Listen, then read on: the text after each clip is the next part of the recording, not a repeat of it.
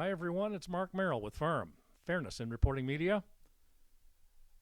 Isn't it about time, folks, as you see behind you here, behind me, right here? Janet, Queen of Denial Mills. We wrote in on the main wire, a post of their episode number 59, a midsummer podcaster's dream. But instead, we wrote in what's the ultimate on all Maine citizens' minds, and why hasn't she been shackled and put away? How about Excedrin? Headache episode number 59. When does it stop? The trash, and the hate, and the violence needs to stop, ladies and gentlemen. The state of Maine, specifically, you know it does. And you know this gentleman right here, our President of the United States, Donald Trump, and his Vice President, J.D. Vance, they know it's come to a point right now where we need to stop with the bullying, the hate, and the violence, as previously mentioned, and take control of our country. Once and for all, enough is enough, and we are joining the fight, ladies and gentlemen, and so should you. Firm, Fairness in Reporting Media, Mark Merrill. Today's episode is about tariffs, freedoms, and defense of the United States of America. Now you might say to yourself, well, gee whiz, we've been doing that right along, haven't we, Mark? Fight, fight, fight. And all we keep getting is more and more pushback from the lamestream media. Well, here you go, right here. Surprise, surprise. What it says right here, and this is a true picture, ladies and gentlemen, of military troops not that far away from the nation's capital. Training, positioning to be ready to tackle the problem that is now Washington, D.C., a combat zone. From Blaze Media, it reads, fact check legacy media bogus defense of D.C.'s safe streets narrative crumbles under scrutiny. That's where we start our program today, folks. We've got a lot of things to talk about, and we're going to get to them as quickly as we possibly can through our friends at IMPRIMUS at Hillsdale College. But before we do, I've got some housekeeping to take care of right in front of you right here. As far as Janet Mills is concerned, she doesn't need any more publicity than she's already got, and we're going to take care of that right now, if you'll bear with me a moment.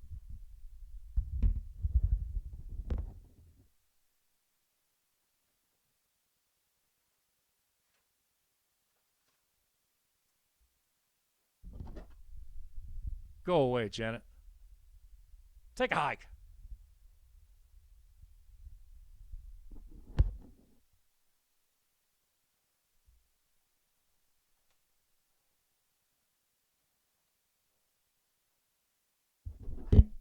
That's who belongs in charge, ladies and gentlemen, and you know it. I've had enough of the nonsense, enough of the violence and hate.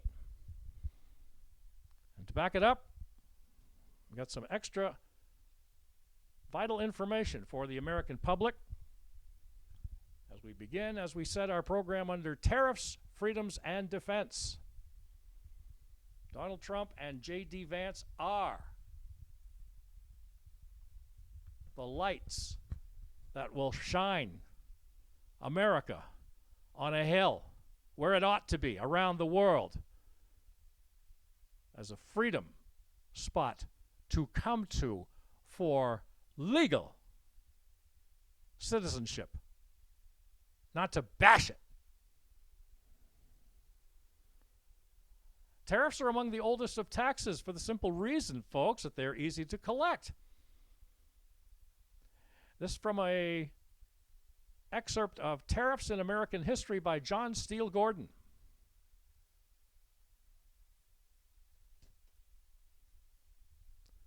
Just send in your tax collectors.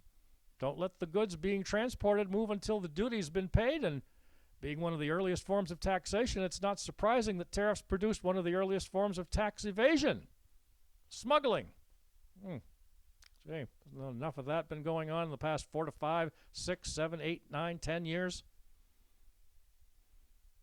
Enough Clintons, enough Obamas,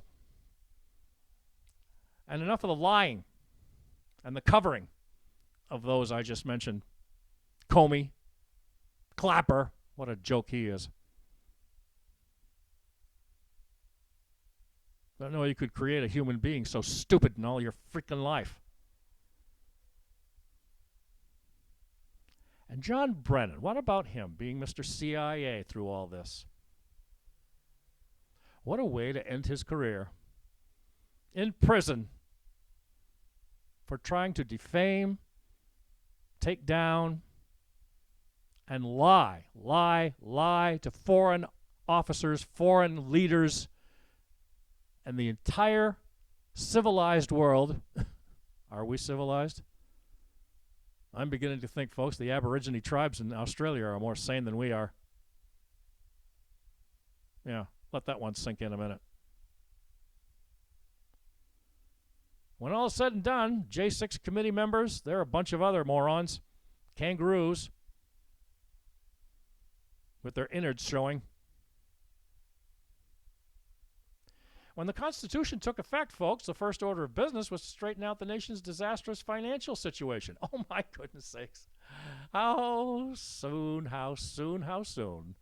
things come back to bite you in the rear end.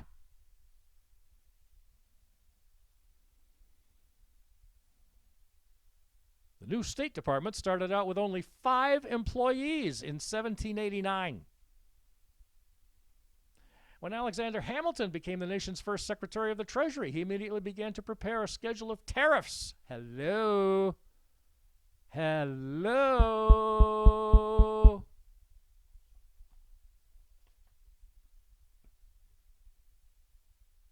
Along with excise tax on such commodities as alcohol and tobacco.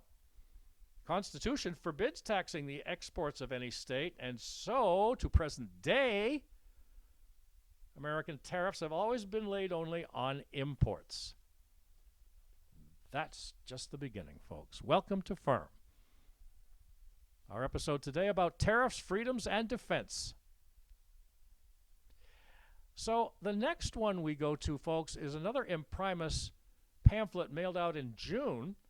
Is J.D. Vance Right About Europe? By a Christopher Caldwell. From that one, we take that the vice president's first assignment, major assignment from Donald Trump, it says, was to join a bunch of European leaders who thought of themselves as our close allies and to read them the Riot Act. Oh, boys and girls, are we paying attention? Get your thinking caps on. This isn't a 3-martini lunch. This happened at the Munich Security Conference in February of this year. Instead of discussing armaments and armies, Vance said, the threat that I worry the most about, he said, is not just Europe or Russia or China. It's the retreat of Europe from some of its most fundamental values. Europe had become hostile to free speech. It's still spreading, folks. We need to stop it. Right here. That's exactly where we need to do it. And he knows how to do it. And so does his vice president.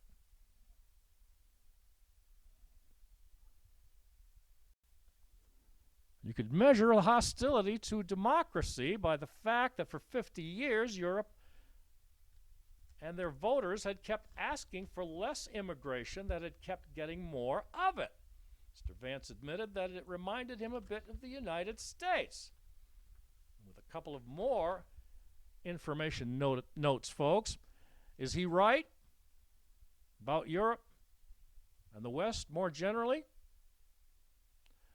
According to the author, Mr. Caldwell, back in June, when it was issued, when it was published, Europe is split between two camps, populists and elites. Sound familiar? It's ugly. That's what it is. It's more ugly than an unclean toilet.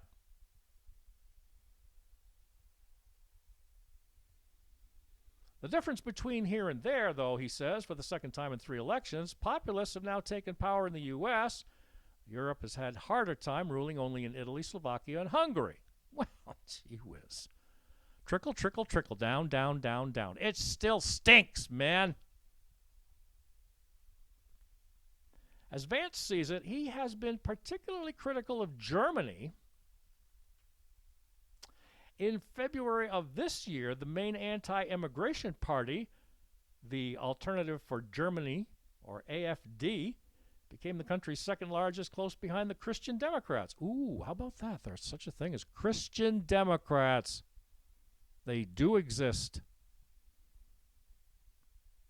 But moving on down, folks, as we wrap up this portion of Tariffs, Freedoms, and Defense on firm fact files, German progressives argue that ostracizing the AfD, again, Alternative for Germany, is necessary even if it means excluding the AfD from legislative functions to which they are constitutionally entitled as the largest opposition party. Otherwise, Germany risks repeating the horrors of Nazism. Didn't think you'd want to hear that one, folks, but there it is, black and white. And the last segment we show here, folks, on the 3 titles or topics we present in this episode of Firm. New thinking needed on national defense, from IMPRIMUS, publication in April of 2025 by Stephen Bryan.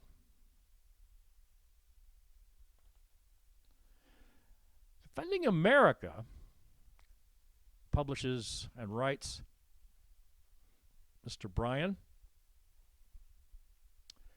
Defending America and America's friends and allies is expensive.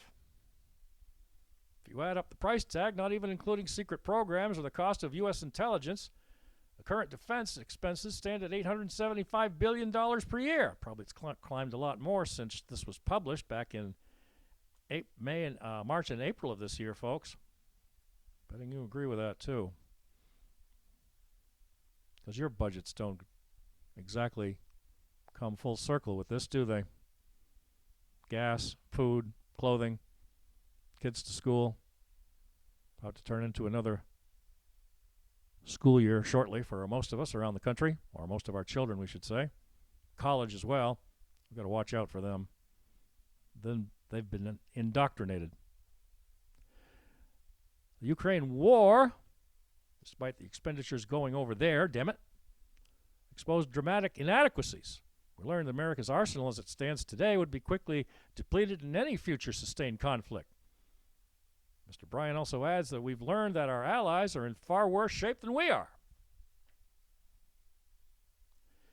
Mr. Bryan goes through World War I, how much the United States government spent on millions of dollars for soldiers just to that war back in the early part of the 20th century. In World War II, it got even more expensive. Many more troops were sent to Europe, North Africa, Asia, the Pacific. Such a feat of production is inconceivable today, folks. Building a cargo ship takes years, and most of the production takes place outside the United States. We have an important one. Maybe you know all about it. Bath Iron Works, owned by General Dynamics. That is the heart and soul and the lifeblood, not only of our state, but of the entire country and possibly defense of the East Coast itself, for the ships and submarines that have been put together there. Thank you, ladies and gentlemen, for your service at Bath Iron Works.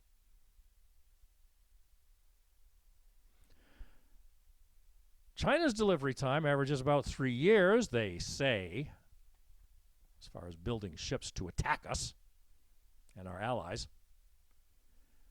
Tankers, 2.8 years, and liquid natural gas vessels, even longer. Dry bulk carriers ordered in 2024, just a year ago, are currently expected to be delivered in a little over 3.5 years. They're not going to be there, folks.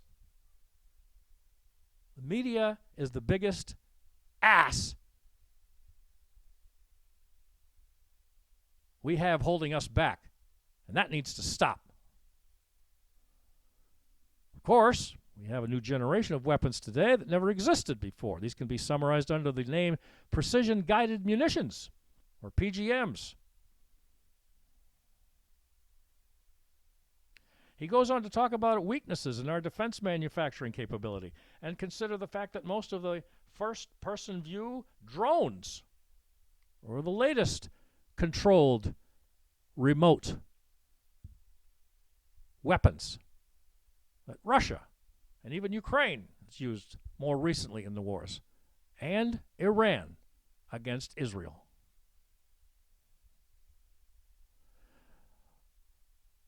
So instead of going on and on and on about these folks, we wanted to give you an excerpt of all three on tariffs, freedoms, and defense, our title of our firm fact files in this program. We want to go on, folks, and we shall. As you can see, currently we're going to get on to what we talk about on a regular basis. Truth, facts, reality, and common sense. And that's it. We welcome your input on this as well. Also, we're going to finish up our program in this brief presentation in regard to weapons or defense, national defense, freedoms, and tariffs. Don't get too comfortable, folks. We need to have action. And we need people like yourself to give us some information. Volunteer. To make life easier for people who are struggling with food, shelter, clothing, at your nearest homeless shelter, or your nearest religious organization or church that you attend on a regular basis. And maybe one more thing, folks, is make sure that you understand, or make your parish priests or pastors understand. We need to be ready to take action as much as we possibly can in our daily busy lifestyles in the United States of America and Maine, of course. Don't listen to the rhetoric. Don't listen to the garbage. People scream at you, and it's like they're angry because they don't like you they don't like you voting for Donald Trump last year, November of 2024. Gee, that's too bad. Grow a pair. Even say that to a grown woman. See what she has to say.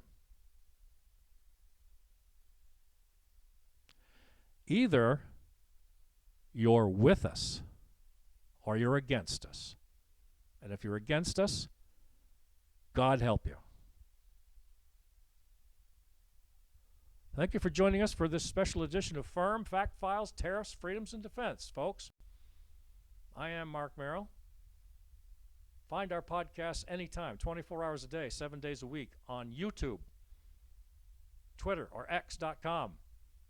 And email us anytime at fairnessinreportingmedia@gmail.com, fairnessinreportingmedia@gmail.com, right there at the bottom of the page. fairnessinreportingmedia@gmail.com. In the meantime, you all stay safe. Enjoy the summer. Peace to all.